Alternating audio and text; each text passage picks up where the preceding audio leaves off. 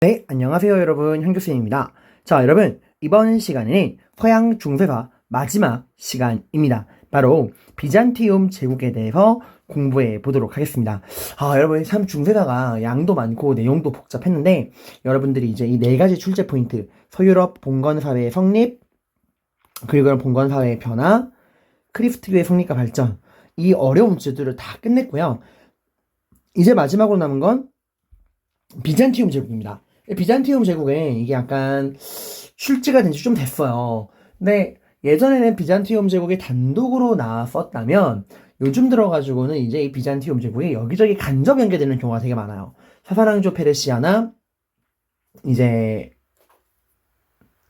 셀주크 티르크, 오스만 티르크 이런 쪽이랑 연결해서 약간 지역 통합형 문제로 나오는 경우가 되게 많습니다. 여러분이 비잔티움 제국의 내용을 공부할 때는 비잔티움 제국 자체도 중요하지만 사사낭조 페르시아, 셀주크 티르크, 오스만 티르크와의 관계도 되게 중요해요. 마찬가지로 서유럽 세계와 관계 맺는 경우도 되게 많잖아요. 그래서 좀 지역 통합형 문제를 염두에 두고 공부를 하시면 되겠다라는 말씀을 드립니다. 자, 비잔티움 제국 어렵지 않아요. 간단한 내용이니까 보겠습니다. 자, 4세기 말.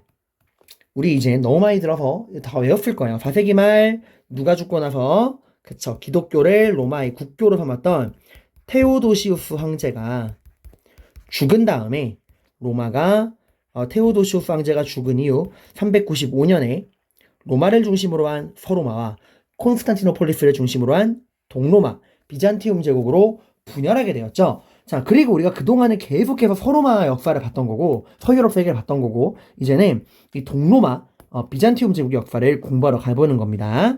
이 비잔티움 제국, 동로마 제국의 가장 중요한 특징은 서로마와 다르게, 서유럽과 다르게 황제 교황주의, 정치와 종교가 일치한다는 거예요. 그러니까 정치 지도자인 황제가 종교 지도자인 교황의 역할까지 함께 한다는 겁니다. 그러니까 서유럽의 로마 교황이 수장인 로마 가톨릭 교회와 다르게 이 비잔티움 제국은요. 비잔티움 제국의 황제가 이 콘스탄티노폴리스 교회, 그리스 정교회의 수장을 맡고 있다라고 여러분이 보시면 돼요. 그러니까 이게 뭐랑 비슷하냐면은 이슬람 세계의 술탄 칼리프 기억나죠?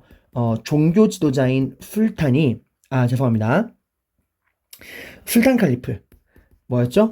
네, 종교 지도자인 칼리프가 이 종교 지도자인 칼리프가 정치 지도자인 술탄의 역할을 함께한다라는 게 술탄 칼리프제였죠.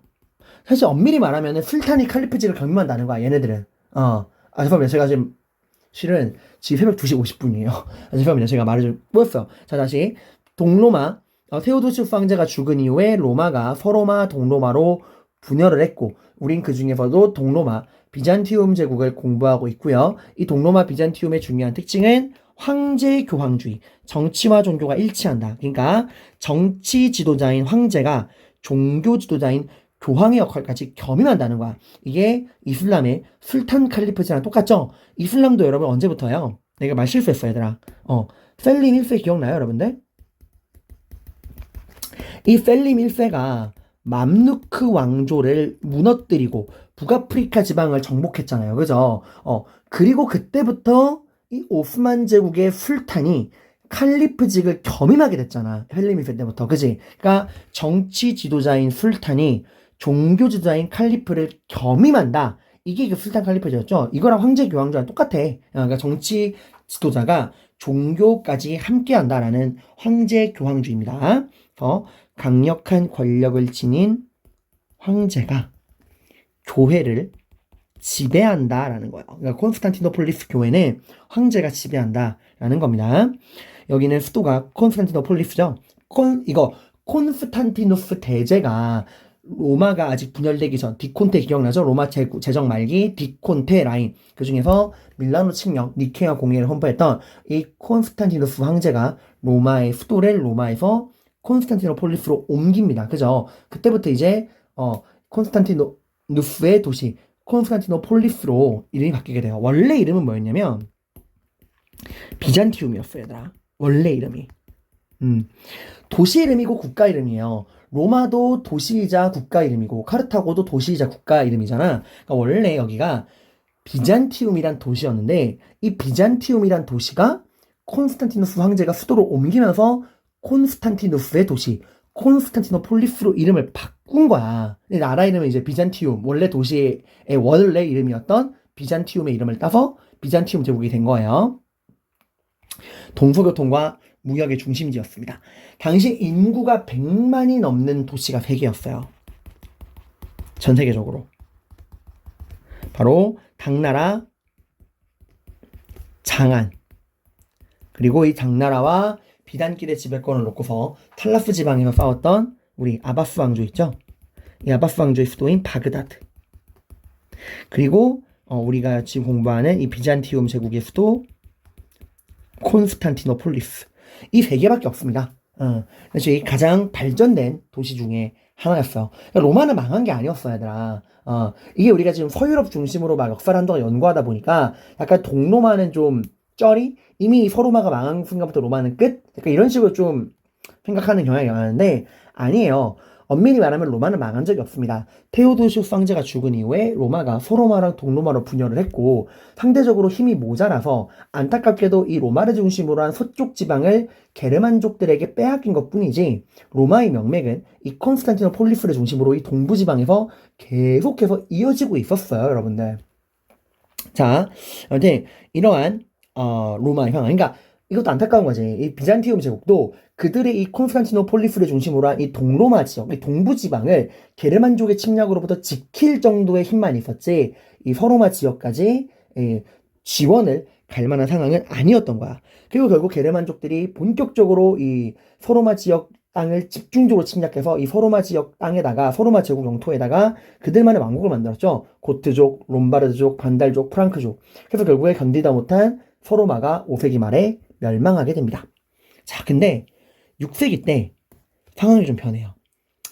6세기 때 이 비잔티움 제국 전체의 전성기를 이끈 위대한 왕이 등장합니다. 바로 유스티니아누스 대제예요. 이 유스티니아누스 대제는 서로마의 동로마 비잔티움 제국의 전성기를 이끈 왕이고요. 이 사람 아내도 되게 유명해. 이 사람 아내가 테오도라라는 사람이에요. 가끔 자료에 나옵니다. 특이한 건 이 여자가 천민 출신이야. 천민 출신인데도 이 유스티니아누스 대제가 그 여자의 지혜와 미모에 반해서 아내로 맞이를 한 거예요.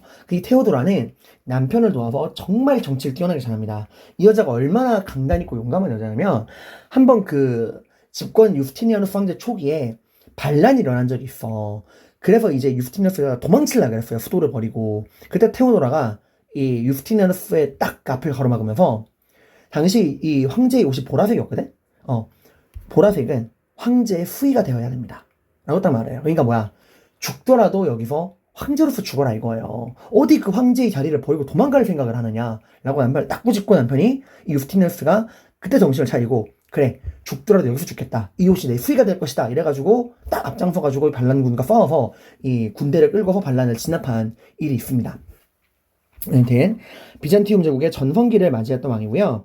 이 사람은 옛 로마 멸망했던 그 서로마까지 포함해서 이 로마 제국 영토를 상당 부분 회복해요. 이 사람의 영토가 얼마나 대단했냐 보이시죠?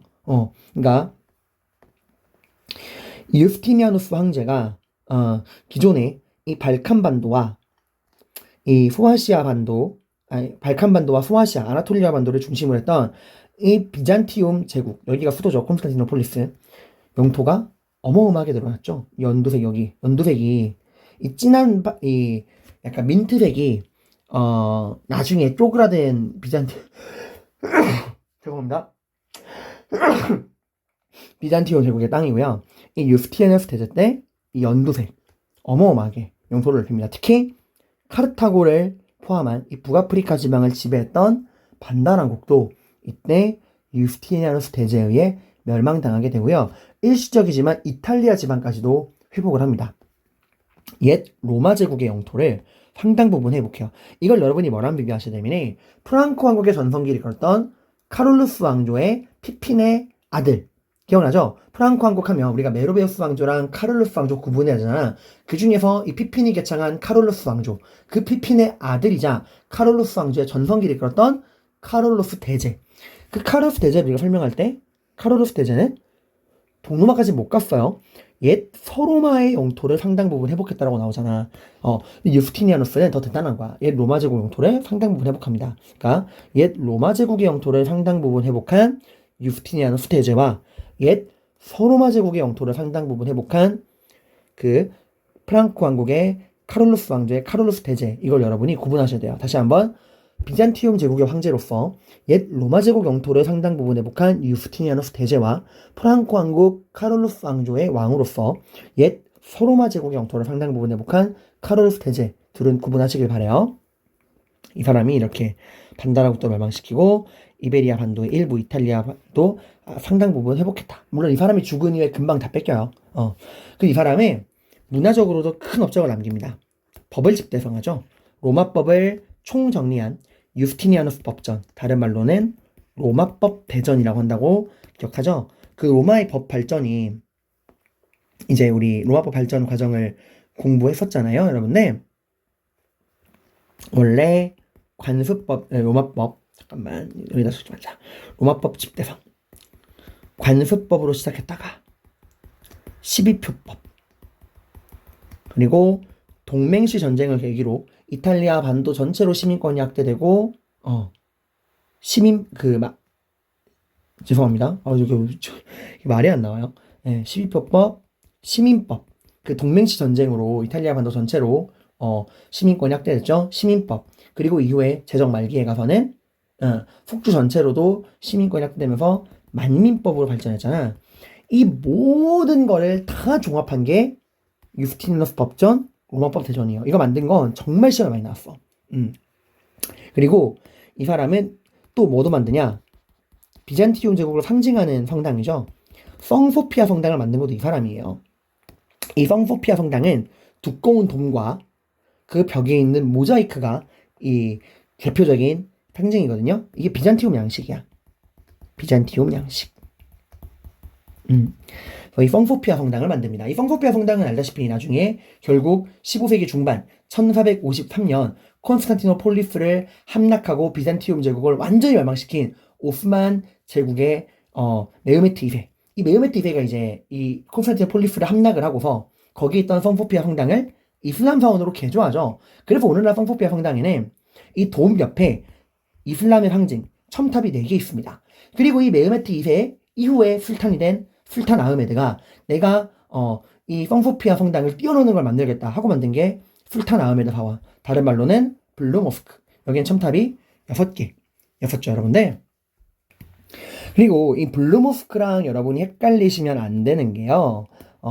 우리 이거 이슬람 때 배웠어요, 얘들아. 사파비 왕조, 그 시아파가 만든 사파비 왕조. 이 사파비 왕조의 전성기를 이끌었던 아바스 1세가 이제 수도를 이스파한으로 옮기고 만든 게 이만 모스크였잖아요. 이 사람이 이제 이만 모스크를 건설하잖아. 같은 모스크가 들어간다고 헷갈리시면은 안 됩니다, 여러분들. 이런 이만 모스크, 블루 모스크 구분하시기를 바래요. 사파비 왕조는 이제 시아파 애들이 만든 거였죠. 이 시아파 애들이 만든 거는 이제 또 다른 뭐가 있었죠? 파티마 왕조. 얘도 이제 북아프리카 지방에서 시아파가 만들었던 둘밖에 안 되는 시아파 왕조였죠. 나머진 다 순위파입니다. 자, 아무튼 이런 내용들 여러분이 한번 이번 기회에 정리해 두시고, 그래서 유스티니아누스 대제 하면은, 자, 유스티니아누스 대제는 옛 로마 제국의 영토를 상당 부분 회복을 했다. 그리고 로마법을 집대성한 유스티니아누스 법전, 로마법 대전을 편찬했다. 그리고 성소피아 성당을 만들었다. 이거 세 개는 꼭 여러분이 기억을 해두셔야 합니다. 자, 그리고 이 위대했던 황제가 죽은 이유. 그래서 얘들아, 이 유스티니아누스 황제가 우리한테 남겨준 유산이 또 하나 있어요. 이거 시험에 나오는 건 아닌데, 유스티니아누스가 영어로 쓰면은 주스티니아누스. 근데 이게 발음할 때 이제 주스티니아누스가 유스티니아누스가 된 건데, 이 주스티니아누스, 주스티스, 여기서 나온 게 우리가 오늘날 justice, 정의예요. 이 사람이 그 정의를 세운 자라고 하는 칭송을 받았거든. 그래서 유스티니아누스를 대제를 정의를 세운 자라고 기념을 하는 과정에서 그의 이름을 따서 나온 게 justice, 정의예요. 여러분들 justice의 어원이 유스티니아누스 대제에서 나온 겁니다. 이건 그냥 상식. 자, 그 다음에 이 유스티니아누스가 죽은 이후에 역시 한번 그 전성기가 가고 나면은 그 다음에 이민족의 침략이 오죠. 이민족이 쳐들어옵니다. 사사왕조 페르시아가 무지하게 쳐들어와요. 얘들아, 우리 사사왕조 페르시아는 파르티아를 멸망시켰고 인도의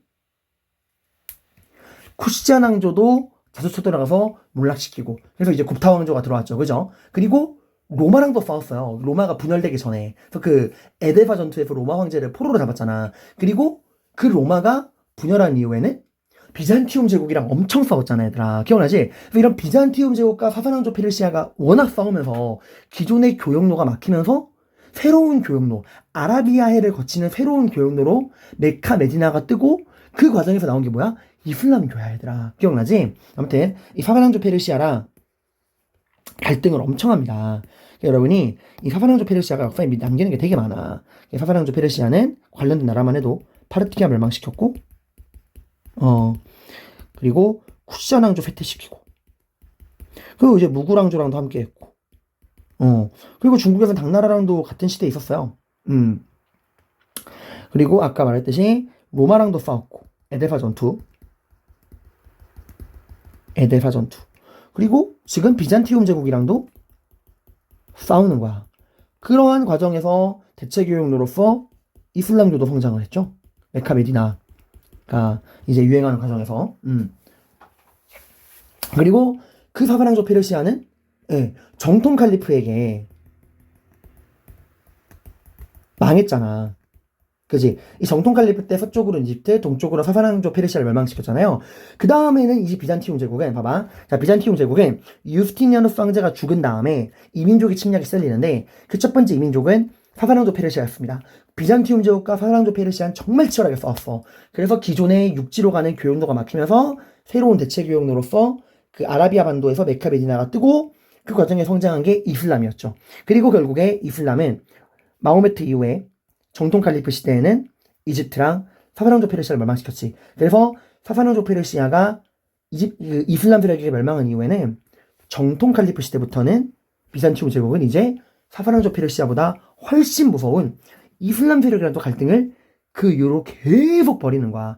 정통 칼리프, 아바스 왕조, 셀주크 티르크, 결국에는 오스만 티르크한테까지 망한 거야. 그래서 얘들아, 오늘 역사학자들이 이렇게 평가합니다. 이 비잔티움 제국의 역사적인 의의 중에 하나는 서유럽 세계를 힘이 성장할 때까지 이슬람 세계로부터 지켜준 방파제다 이거예요. 얘네가 이렇게 오랜 시간 동안 사사왕조 페르시아, 정통 칼리프, 셀주크 티르크 얘들을 막아주지 않았다면, 특히 오스만 티르크를 저지해주지 않았다면 서유럽 세계는 굉장히 큰 위기를 맞이할 수 있었을 거다라고 얘기합니다. 아무튼 이 유스티니아누스 대제 이후에 사사왕조 페르시아와 이슬람의 세력의 침략으로부터 위기를 맞이한 이 비잔티움 제국은 이 문제를 해결하기 위해 두 가지의 제도를 도안해냅니다. 군관구제와 둔전병 제도예요. 자, 이 두 제도는 유스티니아누스 대제가 했다 그러면 맞아요, 틀려요? 유스티니아누스 때 실행한 게 아니야. 유스티니아누스가 죽은 다음에 그의 사후 7세기부터 나라가 위기에 빠졌잖아. 지금 이민족 사사왕조랑 이슬람 세력으로. 그 유스티니아누스가 죽고 난 이후에 이민족의 침략으로 위기에 빠지고 그런 과정에서 나온 게 군관구 둔전병제야. 유스티니아누스 대제가 실행한 거 아닙니다. 이 군관구 둔전병제는 정말 중요한 내용이니까 이 두 가지를 한번 살펴볼게요.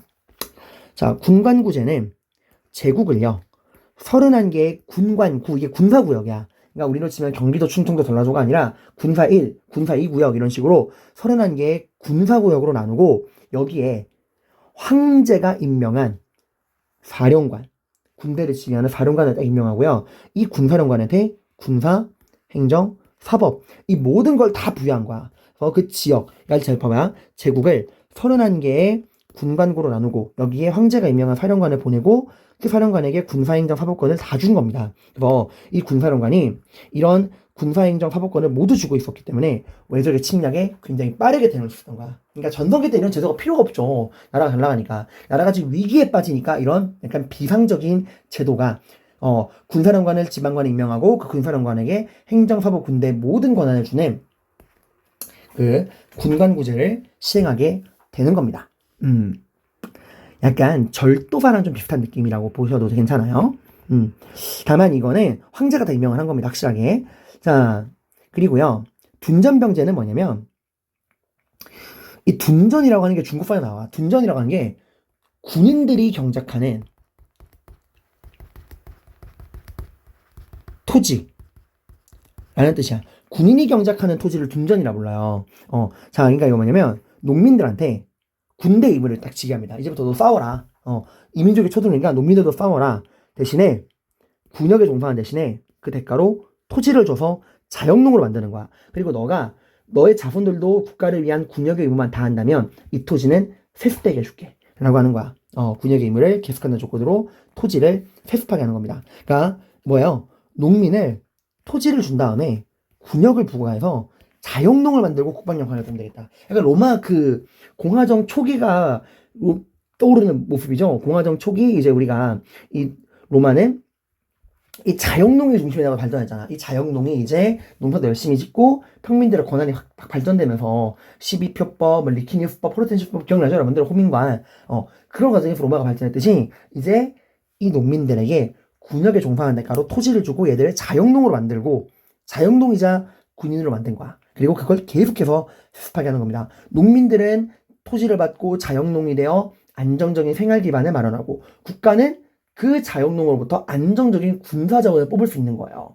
그러니까 굉장히 지금 어때요? 좋은 제도죠. 이렇게 뽑은 군대를 누가 이끄는 거야? 이렇게 둔전병으로 농민들에게 토지를 주고 그 농민을 자영농으로 만들고 그 자영농으로부터 안정적인 군사 자원을 확보한 다음에 이런 군사들을 누가 지휘하는 거야? 그 지역의 군사령관이 빠르게 진발해가지고 외적의 침입에 막도록 동원을 하는 거예요. 그래서 이게 군관구제 둔전병제입니다. 군관구제 여기 제가 설명 적어놨죠? 이런 것들 읽어 보시고요. 이러한 군관구제와 둔전병의 힘으로 9세기 때는 일시적으로 이 비잔티움 제국이 좀 부흥을 합니다. 물론 그때도 이슬람 세력이 분열기이긴 했어요. 그래서 얘들아 우리 성상숭배 금지령 있지? 그게 언제 나왔니? 8세기 초반에 나왔잖아. 비잔티움 제국 황제인 레오 3세가 로마 교황에게 성상숭배하지 마라 라고 하는 성상 파괴령이었죠. 성상숭배 금지령, 성상 파괴령. 이게 나온 게 언제야? 726년 8세기 초반이야. 이런 거 딱 할 수 있는 이유가 뭐야? 그죠? 이 7세기 때는 힘들었지만 군관구 둔전병제로 나라가 어느 정도 안정이 된 거야. 그러니까 이렇게 8세기 때 로마에게도 뭘 한번 할 수 있는 거예요, 여러분들. 그냥 나오는 게 아니야. 마치 비슷한 얘기로 1054년에 동서교회가 완전히 쌩까고 분열할 수 있었던 거, 로마 교황이 비잔티움 제국 황제랑 쌩까자고 당당히 말할 수 있었던 것도 10세기 클리니 수도원을 중심으로 한 수도원 개혁운동으로 로마 교황이 힘을 획득했기 때문에 11세기에 그렇게 동서교회 분열을 얘기할 수 있었던 거야. 마찬가지로 군관구 둔전병제로 어느 정도 나라를 안정시켰기 때문에 8세기 초에 할 수 있던 거야. 그러니까 자 유스티니아누스가 대제가 있었을 때 6세기 전성기를 맞이했다가 7세기 유스티니아누스 대제가 죽은 이후 이민족의 침략, 사사랑족 이슬람의 침략으로 위기에 빠졌지만 그 이후에 군관구 둔전병제로 어느 정도 나라를 회복하고 8세기 때는 성상숭배 금지령을 로마 교황에게 강요할 정도로 힘을 회복했다는 겁니다. 그리고 이제 9세기 때는 부흥기까지 맞이하게 돼요.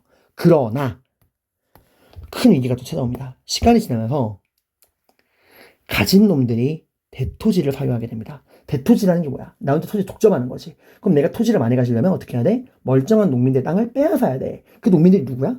둔전병이란 말이야. 그 자영농, 국가에게 군역의 의무를 다하는 대가로 국가에게 토지를 받아 자영농이 되고 군역의 의무를 다하고 있는 군인이자 자영농인 이 농민들 땅을 빼앗은 거예요. 이 애들이, 지배층들이. 참 어리석은 거죠. 이 지방의 유력자들이 지금 나라를 지켜주는 이 둔전병의 땅을 빼앗고 대토지를 사유화시켜버립니다.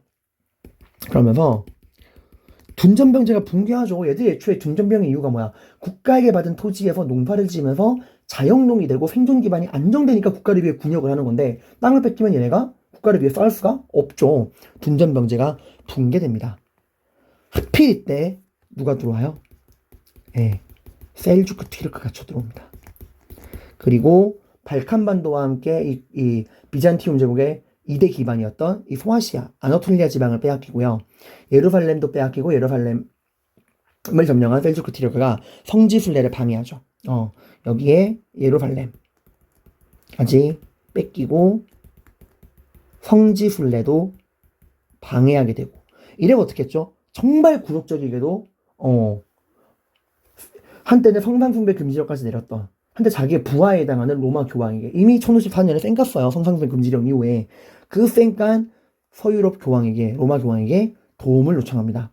그래서 우르바누스 2세가 동서교회 통합을 할 목적을 가지고 클레르몬 공의회를 열어서 형제를 도우고 이교도들로부터 성신을 되찾자라고 하는 클레르몬 공의회로 십자군 전쟁이 시작됩니다. 하지만 참 비참하죠. 공짜가 어디서 세상에. 거기다가 십자군 전쟁은 알다시피 추악한 욕망의 전쟁이었죠. 그래서 결국에 4차 십자군 때 베네치아 상인들의 농간으로 오히려 십자군이 콘스탄티노폴리스를 점령하고 라틴 제국을 수립합니다. 이때가 이제 인노켄티우 3세 로마 교황 인노켄티우 3세 때였죠. 참 진짜 말도 안 되는 일이 벌어지는 거죠. 그래서 이 십자군 전쟁 때 있었던 일 기억해두세요. 전쟁의 시발점이 되었던 클레르몽 공의회 1095년 그 교황 우르바누스 2세가 했었죠. 그 다음에 카노사의 굴욕, 서인권 문제로 신성로마 제국의 황제 하인리 4세랑 그 클리니스도원 출신의 교황 그레고리우스 7세가 대결했죠. 카노사의 굴욕. 그리고 죄송합니다. 나 요즘 왜 이래. 미안해요. 카노사의 굴욕은 십자군 전쟁에 들어가는 게 아니죠. 클레르몬 공의회보다 이전이었죠.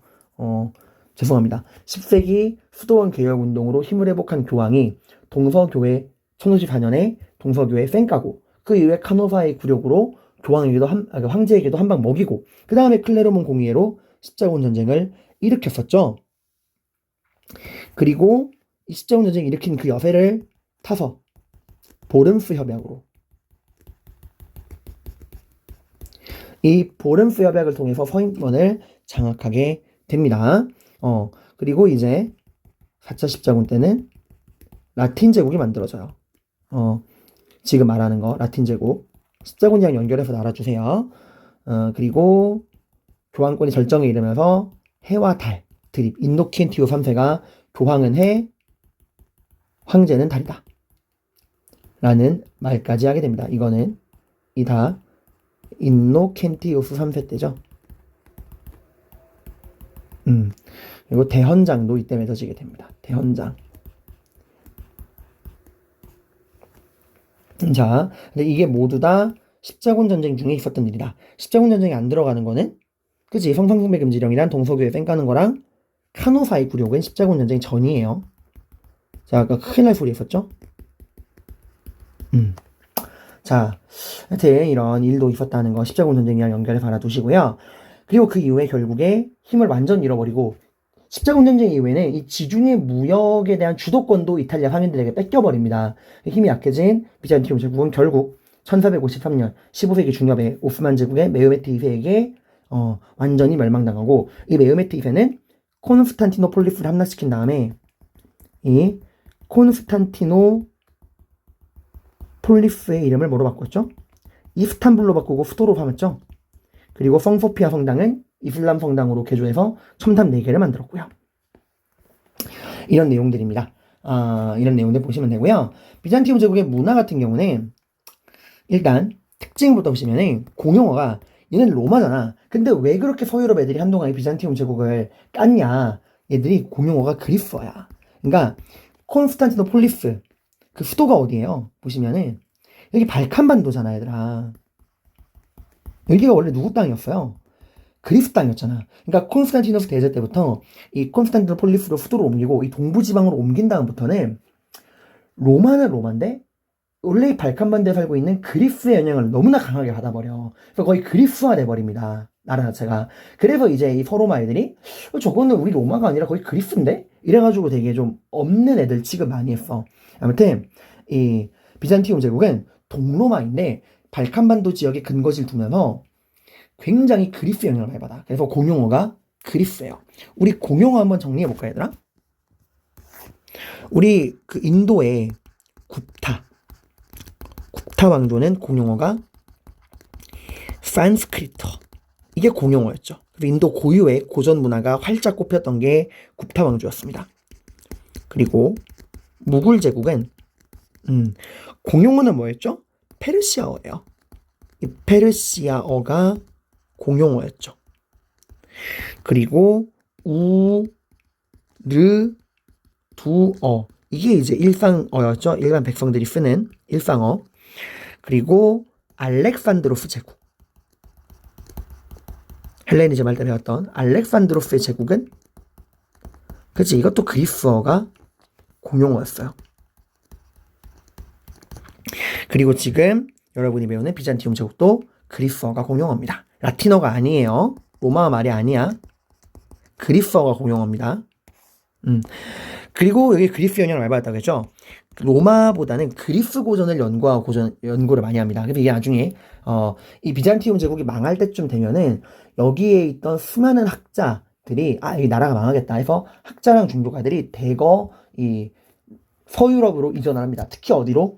이 당시 지중해 무역을 쥐고 있던 이탈리아로 되게 많이 넘어가. 그래서 이게 나중에 이탈리아 르네상스에 영향을 줍니다. 이탈리아 르네상스가 뭐야? 그리스 로마 고전을 부활시키자는 거잖아. 원래 이탈리아에는 로마 문화가 많이 남아있어요. 거기다가 이 비잔티움 제국에서 넘어온 사람들이 그리스 문화를 가지고 왔잖아. 그래서 원래 이탈리아에 있던 로마 문화 플러스 비잔티움 제국에서 넘어온 학자들이 가지고 온 그리스 문화까지 해서 그리스 로마 문화의 부활, 부흥, 이거를 주장하는 이탈리아 르네상스가 14, 16세기 때 유행을 하는 거야. 이미 비잔티움 제국 망하고 나서 움직인 게 아니야. 이미 망하기 전부터, 나라가 혼란기에 빠졌을 때부터 아름아름 계속 넘어가서 십자군 전쟁 때부터 계속해서 이 비잔티움 제국 학자들이 많이 넘어갔습니다. 하여튼 그리스 고전을 많이 연구했다. 르네상스에 영향을 주었다. 얘들이 믿는 종교를 우리가 그래서 그리스 종교라 그래. 그리스인들이 믿는 종교, 동방 종교, 로마 가톨릭은 대비되는 거죠. 그리스 로마 문화랑 헬레니즘 문화가 융합됐습니다. 그러니까 그리스를 중심으로 로마랑 헬레니즘 문화도 어느 정도 받아들여요, 여러분들. 그리스만 있는 건 아니야. 그리스가 가장 메인이었다는 거지. 건축은 아까 말했듯이 돔과 모자이크를 기반으로 한 비잔티움 양식. 대표적인 게 나중에는 이슬람 사원으로 개조되는 성소피아 성당이었죠. 그러니까 비잔티움 제국에서 유스티니아누스 대제가 6세기 때 만든 그 성소피아 성당에는 첨탑이 없어요. 나중에 메흐메트 2세가 추가시킨 거야. 그리고 법전, 아까 공부했죠? 이 유스티니아누스 대제가 만든 로마법을 집대성한 유스티니아누스 법전, 로마법 대전. 그 영향, 나중에 이 슬라브족들에게도 동유럽 문화를 많이 전해주고요. 그래서 나중에 만들어진 게 키예프 공국이야. 이 키예프 공국, 나중에 그 러시아의 기원이 되는 키예프 공국인데, 얘들이 그리스 정교를 수용하라고 키릴 문자라 그래서 오늘날 약간 그리스의 영향을 받은 이 비잔티움 제국에서 만든 알파벳이거든요.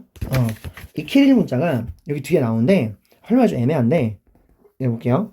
비잔티움 제국 출신의 키릴로스 형제가 그리스어를 바탕으로 만든 슬라브의 알파벳, 이게 오늘날 러시아 문자의 원형입니다. 러시아어가 친구들은 이게 뭔지 알 거야. 오늘날 러시아어의 약간 원형이 되는 키릴 문자가 여기서 나온 거야.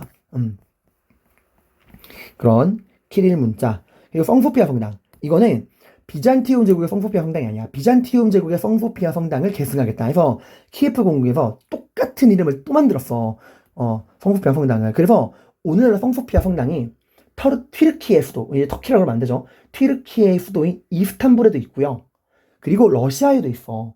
이 키예프 공국이 아니라 러시아가 되거든. 러시아에도 성소피아 성당이 있어요. 이름만 똑같아. 그리고 이탈리아 르네상스에도 많은 영향을 주었다 정도 보시면 되고요.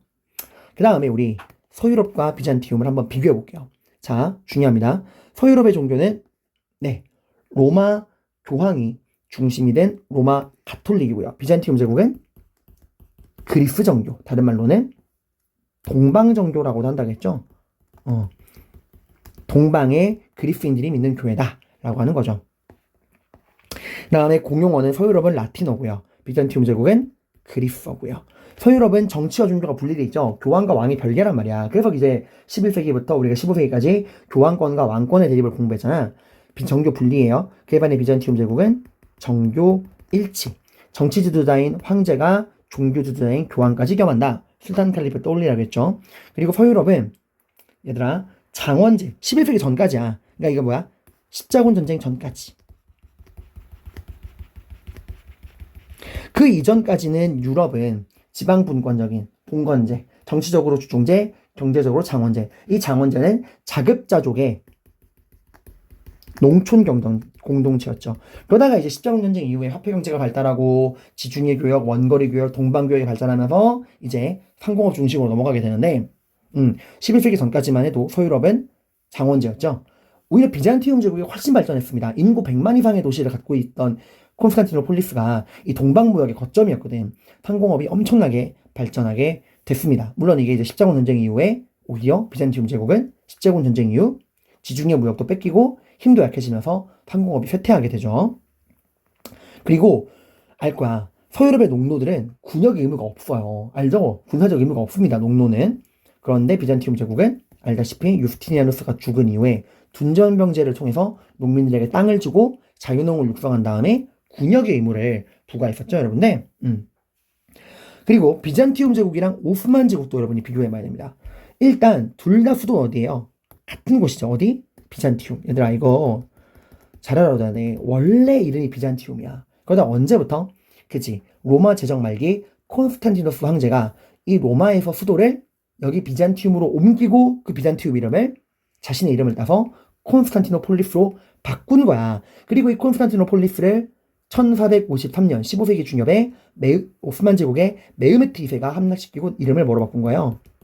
이스탄불로 바꾼 거죠. 그리고 이제 그때부터 오스만 제국의 수도가 됐다가 오늘날엔 터키의 수도가 된 거죠. 튀르키예. 그리고 오스만 제국이나 비잔티움 제국 모두 동방과의 중개 무역을 주선으로 삼았어. 비잔티움 제국이 이 동방과의 무역을 지중해 중심으로 딱 장악하니까 이거 이제 샘나가지고 일어난 게 십자군 전쟁이기도 해요. 이슬람 세력을 퇴치하자는 것도 있었지만. 그리고 이제 오스만 제국이 그 이외의 지중해를 중심으로 한 중개 무역을 딱 쥐고 있으니까 서양 애들이 결국에 아이씨장 더러워 이러고 이제 동방과의 새로운 루트를 뚫기 위해 나온 게 신항로 개척인 거야, 얘들아. 그리고 그 신항로 개척으로 힘을 기른 다음에 에스파니아의 필리페 2세가 무적 함대를 끌고서 레판토 해전에서 오스만 제국을 박살내고 지중해 무역을 완전히 가져오잖아요. 자, 그리고 비잔티움 제국의 비잔티움 제국과 오스만 제국은 둘 다 정교 일치. 비잔티움 제국은 정치 지도자인 황제가 종교 지도자인 교황을, 오스만 제국은 펠림 1세부터 맘루크 왕조를 무너뜨리고 정치 지도자인 술탄이 종교 지도자인 칼리프까지 함께 겸임한다. 이거 펠림 1세죠. 맘루크 왕조 무너뜨리고.